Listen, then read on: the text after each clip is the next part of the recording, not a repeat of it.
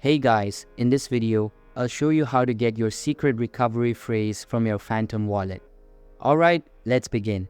Now, this recovery phrase is essential for recovering your wallet whenever needed. For example, if you want to log into your Phantom wallet from another device, you will need this phrase. So, in order to get it, follow along. First, open your Phantom wallet. Once you have it open, go to the top left corner and select Settings from the bottom. After that, select Manage Accounts feature from the page.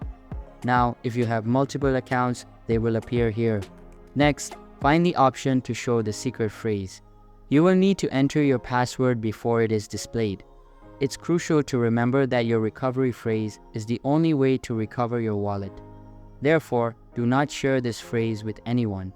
If someone obtains it, they could potentially steal all your funds.